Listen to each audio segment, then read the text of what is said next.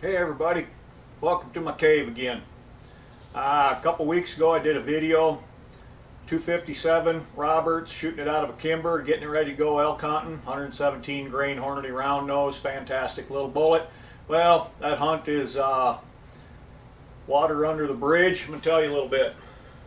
Before we get into it, I want to show you where what my thinking is here. About 20 years ago, late season archery elk hunt. I got the pleasure of putting an arrow through that one there.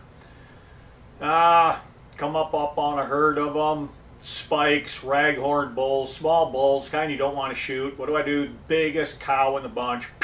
Put a goddamn bear razor head right through her. 10 years later, I get my Black Hills Any Elk tag. We call it the bull tag. I put a 338 Win Mag right through the ribs on this one here. Both of them cold weather, put down, skinned off, quick.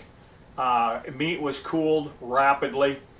One thing they both had in common, besides being elk, they're both adult animals. Both of them tougher than shoe leather and very, very gamey. The two gamiest tasting animals I've ever put in my freezer. Tried all winter long different things, marinating, different stuff, anything we could think of, Coca-Cola, orange juice, all them different things, tougher than hell. Couldn't get rid of that gaminess.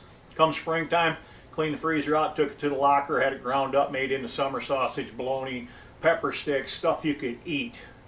I tell you that, this time I got this cow tag. They're culling the herd back a little bit.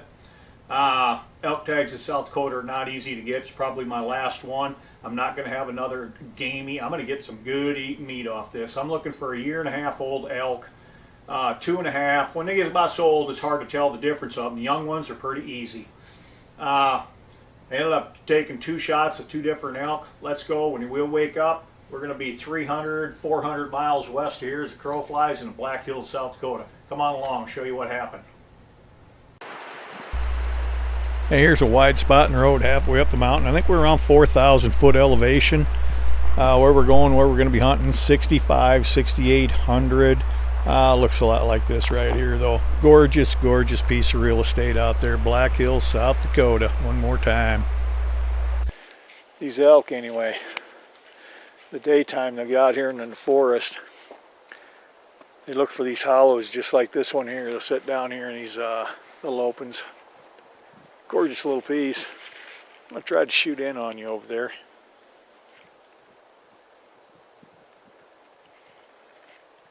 I don't know if I'm focusing there. I think I am. That's the very north end of a Jasper Burn, it's called. That's about 12, 15 years ago. Burned off a couple hundred sections of timber. A lot of really beautiful forest went up in smoke. Anyway, the elk go out in that burn in the summertime. They spend a lot of time out there because there's a lot of grass out there. However, now this time of year there is no cover out there. They're in the forest. We're right on the verge, on the edges. You know about fishing the edges, you know about hunting the edges. Okay, we're hunting elk on the edges. There's the edge of that burn. Hey, you hunt long enough, you're going to have something like this happen to you once upon a blue moon. Stumbled on this herd, about 35, 40 head. Most of them are to the left of the picture. They're feeding down this low spot, this valley to the right. End up with the situation right here. You see that little branch right there? Evidently I did not. Watch the bullet hit. It deflects so far it hits right behind the cow's feet, its hooves, and they're off. Of course, I didn't know that at the shot. I followed this herd for 1.5 hours, almost 2 hours till total darkness. Long walk back to the truck when you think you left one out there. Glad I had a camera. Hey, you ever notice, no matter what you're hunting, where you're hunting them at, it's always better when there's turkeys around. There's just something magical about that bird. I hope they're here forever. Alright, here we go. It's showtime. I get the camera wrapped around this tree branch on this tree you're looking at here. There's about 8 or 10 of them over here. I think every one of these are young animals. They would all fit the bill, except there's one 6-month-old calf in there. It's the closest one to us. This is the third bunch I've been on today. The other ones, you know, young bulls, antique old cows, stuff I don't want. This one here, I think every one of them except that calf would be a good eating animal. I'm actually shifting over about 8-10 foot to the right.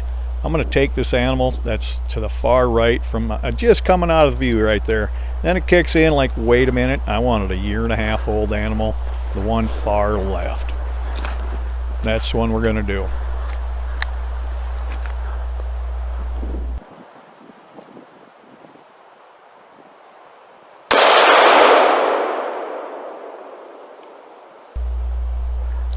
A little bit of stumbling around here, and down she goes for the count. The rest of them don't know what happened, just a big boom in the woods. And here they come. Anybody doesn't think that's an absolute beautiful animal has just never spent any time with them. Here they're just meandering away. You get a pretty good look at that calf. It's bringing up the rear. Every one of them I think would be a good eating animal, but I got one on the ground. 40 yards away. Wind's in my favor. Totally oblivious.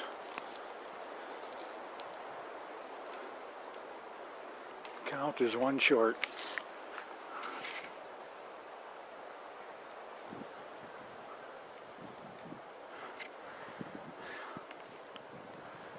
Adios, elk.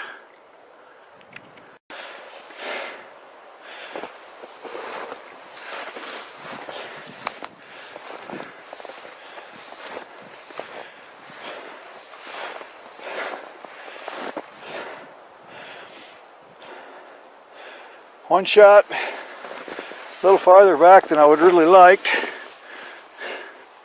But you know what? There ain't no meat in that spot.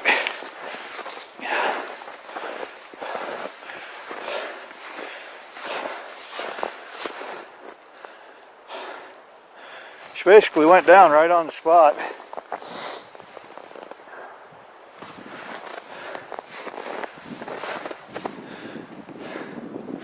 She went here, made it that far, kerplop.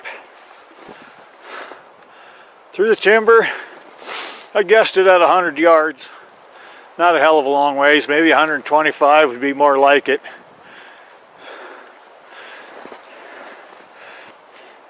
Time to get the knives out, bone this gal down, get the truck down off the mountain. Hell of a blizzard coming tonight. Last day to hunt. Absolutely thrilled to have this cow meat in the freezer for the winter. Well, hey, there you got it, folks. 4 days spent up in the Black Hills, part of the country we call Moon Country. Beautiful, beautiful chunk of the real estate out there. Kimber 84M rifle in use there, 257 Roberts. Rifle I affectionately refer to as quarter bob. You know, you can shoot some bigger elk, get a lot more meat. I got a 100 quart beer cooler out in the garage right now. It's about 80% full, maybe not quite 90%. About all I can lift. I'm going to guess at 85, 90 pounds. I've already had it on a grill. Exceptional eating. Fantastic meat that's going in my freezer. Thanks a lot. It's been a lot of fun. Hope you enjoyed it.